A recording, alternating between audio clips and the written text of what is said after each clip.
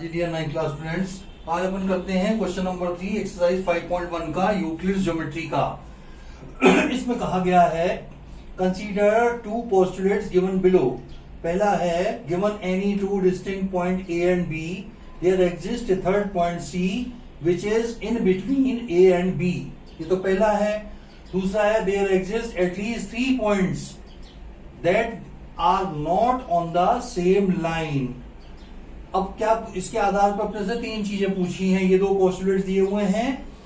पहला तो पूछा है do these postulates contain any undefined terms. क्या इसमें कोई अनडिफाइंड चीज है, वो अपने को बताना है। Are these postulates consistent, consistency के बारे में बताना है। तीसरा पूछा है do the following do there follow Euclid's postulates. क्या ये यूक्लिड्स पोस्टुलेट को फॉलो करते हैं? एक्सप्लेन। देखो भाई, पहले तो अनडिफाइंड की बात करें।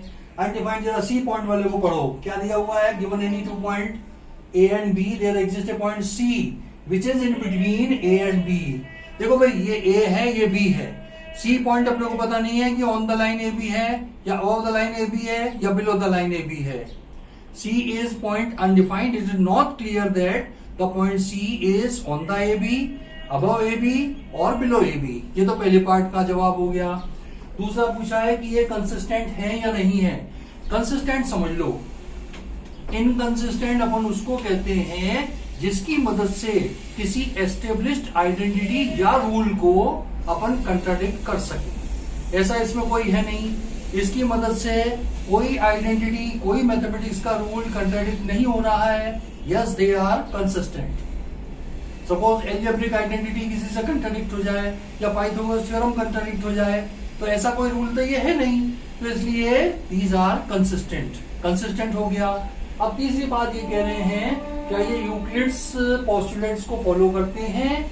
No, they are not following Euclid's postulates, but they follow Euclid's axiom. जो बाद में एक एक्साइम दी है ना, वो क्या थी?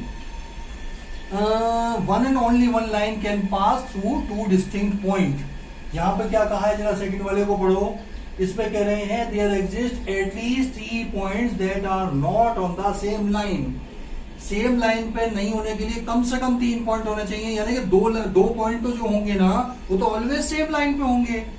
ये उस वाले एग्जाम पे बेस्ड है जो एडिशनल वाला है कि between any 2 points there exist one and only one line. ये तीनों ही पॉइंट लिख दो इसके सपोर्ट में, इसके आंसर में। तो सॉल्यूशन पहला तो अपन लिखते हैं इसके बारे में, it is not clear, it is not clear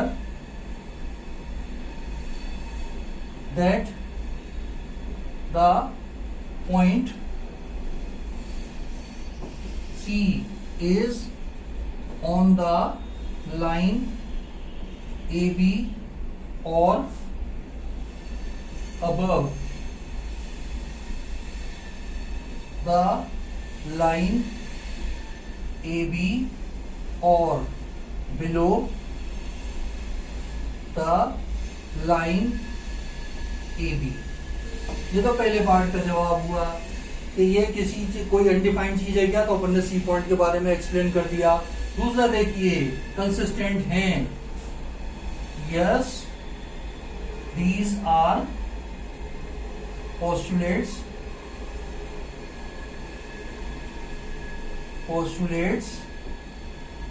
are consistent.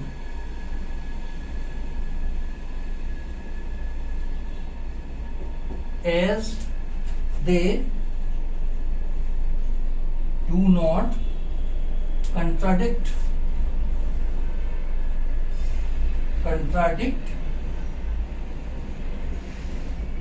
any established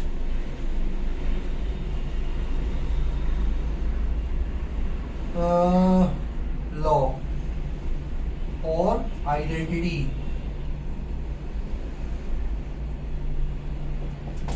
ये दूसरे वाले का हो गया कि ये कंसिस्टेंट है क्योंकि ये किसी भी एस्टेब्लिश लॉ को या फॉर्मूले को या उसको कंट्राडिक्ट नहीं कर रहे हैं। तीसरा, they do not follow these postulates do not follow the Euclid's postulates, but these follow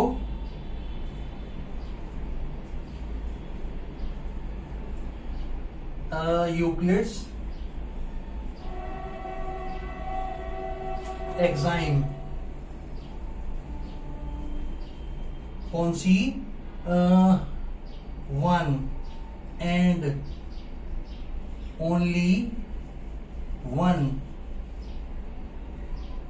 only one line can pass through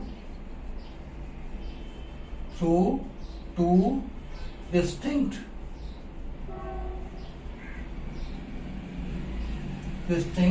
points.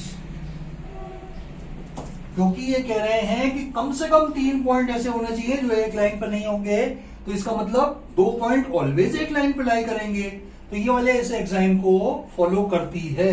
तो अपन ने एग्जाम स्टेट कर दिया है। तो ये इसके सपोर्ट में, इसके आंसर के सपोर्ट में 1 2 3 तीनों पार्ट लिख दीजिएगा आप। ये हुआ थर्ड क्वेश्चन। मिलते हैं नेक्स्ट क्वेश्चन के साथ, तब तक के लिए आपको बाय।